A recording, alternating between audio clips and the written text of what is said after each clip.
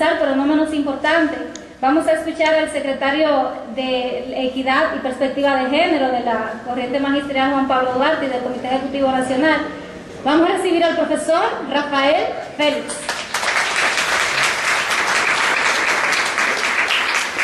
Lógico, cuando se convoca a los actores para ir al pacto educativo, no se le estaba llamando pacto educativo, sino pacto por la reforma educativa. Y eso es distinto totalmente. Si el propósito de una cosa y la otra, la hacen completamente distinto. Pero también a quienes se le convocó y a quienes no se le convocó a lo del pacto educativo. Cuando uno chequea el decreto presidencial que convoca al pacto, uno chequea que se pone con nombre y apellido un conjunto de actores empresariales que fueron convocados, vuelvo y digo, con nombre y apellido, actores religiosos, así con sus especificidades, sus instituciones y ellos, ¿te entiendes? Actores gubernamentales, prácticamente las 6 o 7 ministerios, con sus instancias de influencia y sus técnicos, en muchos de los casos que por demás dirigieron parte del proceso mismo. Y al revés, entonces, si uno dice a quienes no convocaron al pacto educativo de manera expresa, no fueron convocados los docentes a partir de sus sindicatos, sino hubo una convocatoria oficial a la ADP a participar a lo del pacto educativo. No hubo una convocatoria oficial a participar a la coalición por una educación digna, esta coalición que desarrolló y coordinó, vamos a decir, todo el proceso de lucha por el 4% para la educación. Y no fue convocada, digamos, de manera oficial, así como institución. Ustedes ven incluso en la lista de las universidades, que yo recuerde, profesora Clara, no vi la Universidad Autónoma de Santo Domingo. Y se puede hablar de educación y de pacto educativo sin pensar en la Universidad Autónoma de Santo Domingo, o sin pensar en la coalición por una educación digna, o sin pensar en la Asociación Dominicana de Profesores o la Asociación Nacional de Técnicos y Profesionales de la Educación. Eso es imposible, salvo que el interés estuviera claramente definido a la hora de convocar el pacto educativo. Yo creo que los propósitos quedaron claros en la convocatoria y en el texto del documento y en la metodología. La metodología planteaba que en 3 meses había un pacto firmado y que por tanto las acciones metodológicas estaban claras, una consulta muy específica, actores profundamente limitados, y llegar a, vuelvo y digo, a 3 meses con un documento que se firmaría el pacto educativo. Debo decir que en medio de ese cuadro, estos actores privados, religiosos, gubernamentales, de agencias internacionales, sobre todo de bancos, que han hecho toda una inversión en el tema educativo, y yo diría en el paquete de reformas sociales y políticas que se han desarrollado en todos estos países. Estos actores, su intención estaba mucho más que claro, y quedó mucho más claro en el documento base a la discusión y posteriormente en la propuesta que llevaron los distintos actores empresariales a las 10 mesas temáticas. Sobre eso, para que los compañeros puedan ver un poquitito más del contexto, yo creo que había que decir que las mesas temáticas, yo diría que literalmente fueron asaltadas por estos sectores. Yo creo que por lo menos la que yo participé y chequeé un poco las otras, en donde estaba la universidad, estaba ADP y 1 o 2 de los actores gubernamentales, todo lo demás era empresario. De 23 que participaban en la mesa número 10, solo 3 teníamos opiniones diferentes. Todos los demás eran técnicos, representantes del sector fundamentalmente empresariado o específicamente de actores religiosos. Manejarnos y desenvolvernos en ese cuadro con el tema del pacto educativo, debo decirle que no fue fácil. Y yo creo que me parece importante también, porque para poder ver el momento en que estamos y hacia dónde vamos, es claro ver cómo se desarrolló todo y qué productos se tienen. Yo creo que es clave decir que nosotros desarrollamos una estrategia correcta para poder ponerle el frente a una situación compleja. Y esa estrategia correcta pasó por un bloque de alianza que se formó y un conjunto de foros muy importante que nos permitió afinar una línea de intervención. Ese bloque de alianza estaba integrado por la Universidad Autónoma de Santo Domingo, que jugó un papel estelar en este proceso de articulación. No voy a mencionar el nombre de los actores porque quizás no tenga sentido, pero la universidad, sobre todo el equipo de pedagogía, ¿verdad? El equipo de la Facultad de Pedagogía, Facultad de Pedagogía, que jugó un papel estelar en ese esfuerzo, la ADP, y dentro de la ADP la corriente Juan Pablo Duarte, que tuvimos clarito de hace meses del cuadro que nosotros teníamos que afrontar, y yo creo que actuamos en consecuencia, organizaciones sociales de derechos humanos, de mujeres, de jóvenes, Coalición por una Educación Digna, que también estuvo haciendo un aporte fundamental en ese esfuerzo. Y ese bloque de alianza nos permitió, yo diría como un mes antes más o menos, no fue más de ahí, articular un conjunto de propuestas y dividirnos por las comisiones temáticas, atendiendo a la fortaleza que tenía cada uno de los actores. Y oiga cómo se planteó el tema. No fue decir cuánto vamos a avanzar, sino cómo impedir retroceder. Así fue que se planteó, para que ustedes vean la dramática situación que teníamos nosotros, y yo creo que todo el país, frente al tema del pacto educativo. No es decir cuánto vamos a avanzar, sino cómo evitar retroceder. Y en función de eso, si al final vamos a decir, mira, esto no lo podemos dejar pasar, esto no lo podemos dejar pasar, hicimos una lista de cosas que no se podía dejar pasar. Y con esa orientación nos fuimos a la mesa temática, que dicho sea de paso, fue correcto asistir al debate del pacto educativo. Hubiese sido un error nosotros ausentarnos de ese escenario, como algunos estaban proponiendo. Yo creo que también fue correcto plantear el cambio en la metodología y decir que los elementos que fueran al pacto educativo fueron resultado del consenso, y que lo que no hubiera consenso no va.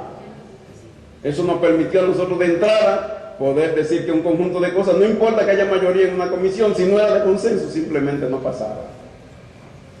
Yo diría que el pacto por la educación, el producto que se tiene, se constituye en un factor importante con sus pelliquitos, algunos de los cuales la profesora Clara Rojas lo ha descrito y Juan Núñez lo ha descrito de manera magistral. Yo quiero, sin embargo, así leerle para no abundarle algunas notas nada más. Primero, como información y completar la información que ya se han dado, y algunos matices nada más que quiero comentarles. En nuestra lógica,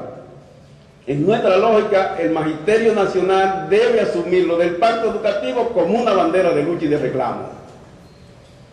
Sobre todo y de manera muy específica, haciendo énfasis en aquellos aspectos que son convenientes para el avance en materia del sistema educativo y los intereses del magisterio en sentido general y del país. Yo creo que eso es lo inteligente para nosotros hoy, porque el pacto ya está firmado y se constituye en una referencia obligatoria. Para mí, yo creo que hay dos aspectos en este periodo que cambian, vamos a decir, completamente el cuadro. La aprobación del 4%, que es resultado de un gran proceso de lucha de la sociedad dominicana, ya en ese momento nos dijo a nosotros que el cuadro educativo del país era diferente. Sobre todo porque estaba diciendo que había una sociedad que había importantizado el tema educativo y que ya nadie podía hacer lo que le diera la gana con la educación. Tuvo el presidente que asumirlo, no es porque le gustara, no tenía de otra, que tenía que asumirlo. Porque, caramba, prácticamente 2 años y pico, 3 años en una lucha permanente y no hubo forma ni manera de desmontarla. Entonces era claro que ya la sociedad estaba mandando un mensaje que era inequívoco en relación a eso. Y lo del pacto educativo, que nos plantea un conjunto de cambios, incluyendo, me parece a mí, la necesidad de nosotros afinar y reorientar hasta nuestra intervención en materia de los métodos con que hacemos los procesos de lucha. No pueden ser iguales hoy. Yo creo entonces en ese campo la necesidad de nosotros reclamar el cumplimiento del pacto educativo en aspectos tales como las políticas y planes de formación docente, orientada en función de la visión curricular y la visión con la que se fundamentó el modelo educativo a partir del plan decenal, que yo creo que eso es lo que nosotros tenemos que reivindicar hoy. La ley de educación y el currículum vigente tiene que ver con ese proceso. Y recordarle a los compañeros que ese proceso, yo diría que fue uno de los escenarios más importantes de amplia participación social, en donde las fuerzas progresistas estuvieron en condición de imponer determinada concesión que hoy todavía siguen siendo parte de nuestro estamento normativo y nuestro estamento curricular. Por eso, y ese es un elemento clave, me parece a mí, cuando se plantea el pacto por la reforma educativa, uno se pregunta, ¿y qué es lo que quieren reformar? Pero algo muy simple. Ellos quieren desmontar lo que se montó a partir del Congreso del Plan Decenal. De eso que se trata en el fondo. Por tanto, yo pienso, la lucha que nos toca a nosotros de aquí en adelante me parece compleja y difícil. No es sencillo, pero se puede ganar. No es sencillo, pero se puede ganar. Yo creo que debe plantearse, lógicamente, como parte de nuestro reclamo, la necesidad de superar situaciones como la deserción escolar, la repitencia y la sobriedad, que son de los indicadores cuantitativos con los que se mide un sistema educativo en términos de cantidad. Hay que procurar el acceso al derecho a la educación de más del 68% de los niñas y niñas de 3 a 5 años que están excluidos de la posibilidad de su formación. Es necesario plantear ampliar la cobertura de educación básica, que aún un 7% se encuentra fuera de esa posibilidad. Y yo creo que es necesario nosotros insistir en la necesidad de garantizar el acceso al derecho a la educación de más del 47% de los jóvenes y adolescentes que no tienen posibilidad de accesar al proceso de formación institucional. Yo creo que esos derechos fundamentales tienen que ser bandera de lucha para nosotros, que están incluidos en el pacto educativo, y como están incluidos en el pacto educativo, yo creo que es correcto que nosotros lo reclamemos. Yo creo que es correcto que nosotros reclamemos el cumplimiento de los satisfactores de necesidades básicas, institucionales, laborales y sociales, a favor de una dignificación de la profesión docente, que está establecido en las normas vigentes y que el pacto educativo lo recupera y lo ratifica. Para nosotros, el plantear la dignificación de la labor docente implica un conjunto de cosas, pero dentro de ella algunos de los compañeros han mencionado una política salarial para los docentes. Hoy yo diría, como dirían lo que se dicen en campaña, ahora es el momento de avanzar en términos de la dignificación docente, que existen los recursos para hacerlo, porque si no, ¿cuándo va a ser? Desde el punto de vista de la posibilidad de mejorar los ingresos de los profesores y profesoras, activos, pensionados y jubilados. Yo creo que es necesario alcanzar el salario profesional que corresponde. En nuestra lógica, este es un periodo importante para hacer una lucha determinante. Y creo que una parte de la sociedad nos acompañaría si lo hacemos bien. Si lo hacemos bien. Si lo hacemos bien, yo creo que una parte de la sociedad nos puede acompañar perfectamente en ese reclamo. Yo creo que hay que lograr salario decente para los docentes. Yo creo que hay que incluir en ese salario la canasta básica y la canasta cultural. El salario de los docentes no solamente es la canasta básica, es la canasta cultural, porque la labor que nosotros hacemos, si ustedes se dan cuenta, no es de un trabajador cualquiera, es de un trabajador de la cultura. Si el trabajador de la cultura no tiene acceso a las posibilidades que están en materia de los bienes culturales, yo creo que es muy difícil pueda garantizar la calidad que se necesita en materia del proceso de formación. Hay que decir que actualmente los docentes estamos dentro de los grupos poblacionales pobres y más pobres, según la misma clasificación que hace el Banco Central, tomando su misma clasificación. Nosotros estamos en los quintiles de los segmentos poblacionales más pobres y pobres. Por decirlo y ratificando un poco lo que decían los compañeros, el 35% de los docentes tiene una sola tanda, 14.300 pesos, y la canasta básica anda sobre los 35.000 pesos. Nosotros podemos decir que esos docentes no alcanzan para cubrir ni siquiera el 45% del costo de la canasta básica. Los de 2 tandas más o menos estarían cubriendo 85% del costo de la canasta básica, y todo el mundo sabe lo que eso significa. Imposible plantear, por tanto, avance en materia educativa sin que un actor fundamental para la educación, que son los docentes, mejoren sus condiciones de vida y de trabajo.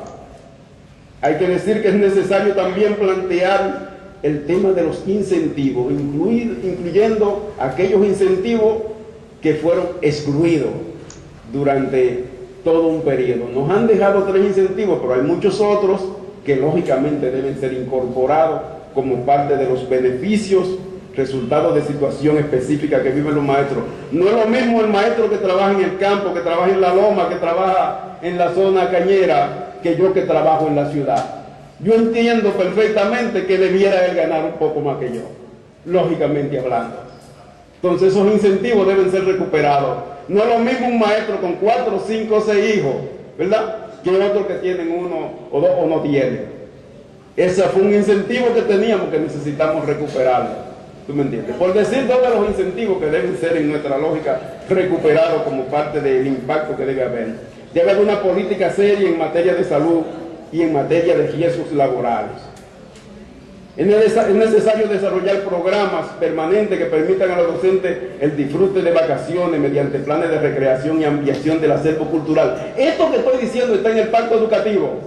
No es casual que se lo estoy leyendo. ¿Tú me entiendes? Para que nosotros entendamos que en el Pacto Educativo hay aspectos defendibles y que se constituyen en bandera de lucha para el magisterio y para el país. La cobertura y la calidad de los servicios de salud, auspiciando programas de prevención de las enfermedades y promoción de la salud, atención primaria, medicina familiar y comunitaria, poner en marcha los planes de vivienda para maestros y maestras, incluyendo los planes de vivienda, incluyendo la inclusión en los planes de vivienda que desarrolla el maestro. Más del 60% de los docentes no tiene vivienda, y eso se constituye en una barrera muy difícil de alcanzar. Conseguir vivienda no es fácil. Entonces yo creo que es un tema que nosotros podemos perfectamente, está en el pacto, podemos reivindicarlo y podemos promoverlo. Hay que aplicar y dar cumplimiento a la evaluación del desempeño, como dice la ley. Como dice la ley. Y lógicamente la aplicación de los incentivos correspondientes por esa evaluación, que dicho sea de paso, en el pacto educativo se reivindica como dice la ley. Lo que querían no era eso, pero como está en el pacto, como dice la ley, como dice el estatuto del docente que sería. Es necesario exigir un ambiente laboral que permita a los docentes sentirse satisfechos, valorados y reconocidos. Y sobre eso decirle que es una preocupación muy seria para nosotros hoy el cómo están siendo tratados los maestros. Cómo están siendo tratados los maestros por actores del sistema, yo diría prácticamente a todos los niveles. Con políticas diseñadas para eso. Y procesos de formación orientados a eso. Dentro de ello, parte de la intervención que se hace desde una unidad de formación de directores que está orientada precisamente a eso y no otra cosa. Gerente. Que toca enfrentarlo, porque eso no tiene nada que ver con la visión establecida en materia del sistema educativo nacional. Yo creo que es necesario, y el currículo y el pacto también lo plantea, disponer de espacios de tiempo en el horario escolar para desarrollar todas las acciones pedagógicas, planificación, corregir trabajo de registro anodéutico, toda esa tarea que todo el mundo sabe, que hoy los maestros lo hacen en sus casas. Así es. Y se le lleva a diario entre 1 hora y media y 2 horas, cada día, que es el tiempo que debiéramos estar dedicándolo a nosotros y a nuestra familia. Sin embargo, lo dedicamos a la educación. Tiempo que no se nos reconoce ni se nos paga.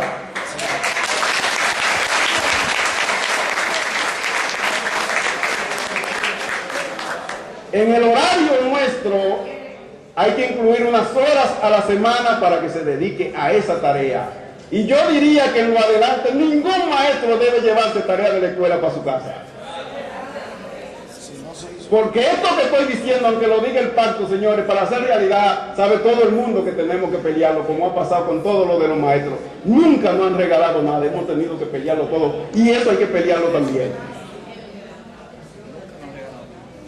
Dice el pacto, con apoyo del ministerio, espacio de tiempo para que los docentes puedan reflexionar, socializar su práctica pedagógica, con mira a fomentar las mejores prácticas. No tenemos chance, incluso los CCC que se constituyeron, que fue una iniciativa interesante, eso ha desaparecido. Los grupos pedagógicos que están establecidos en el sistema educativo nunca han caminado como debe ser. Y es correcto que existan grupos pedagógicos y espacios de reflexión de nuestra práctica cotidiana, si queremos mejorarla, lógicamente. Tiene que ser así, y los maestros debemos apostar a mejorar también. No se trata de nosotros echar atrás, se trata de mejorar. Y yo creo que en la mejora de nuestra intervención nos da autoridad también para generar cambios y para poder tener mayores conquistas y mejores conquistas. Se plantea la creación de un fondo especializado para implementar el Sistema Nacional de Investigación Educativa. Hace falta investigación a todos los niveles. Y las mismas universidades lamentablemente le han quitado importancia. Y casi en los presupuestos, en la misma UAS, que yo creo que fue durante años un importante investigando en distintos aspectos de la investigación, no juega los papeles que debe jugar. La UAS siempre fue referencia en materia de investigación, de temas claves, de temas nacionales. Ese proceso de investigación tiene que darse a nivel educativo de no docente y nosotros estimular que nuestros estudiantes sean investigadores, sean cuestionadores, sean críticos, sean buscadores, más allá de las simples cosas que se pueden ver, porque así es como se transforman las realidades. Esa idea como estímulo económico, incentivo para eso, está planteado en el pacto y nos parece a nosotros que es importante nosotros reivindicarlo. Me detengo aquí para decir, hay que prestar atención especial a los pensionados y jubilados, pensionadas y jubiladas. La indexación de su salario, como dice la ley, la mejoría de sus condiciones de vida, la aplicación inmediata de los decretos que aumentan su salario, que hay decenas, yo diría cientos de maestros pensionados y jubilados que aún no han podido accesar a ese beneficio pírrico, pero que de alguna manera lo están necesitando, lo buscan y lo están reclamando, lógicamente. Estamos diciendo que debe ser incluido como prioridad en la agenda ADP-MINER para el tema salarial 2015 y 2016. Hay que reclamar un trato digno, un trato respetuoso, considerado, que ellos merecen, los pensionados y jubilados. Ellos que fueron formadores del mundo adulto que hoy dirige los destinos del país, incluyendo formadores del ministro y del presidente de la República. Ellos y ellas deben ser ejemplos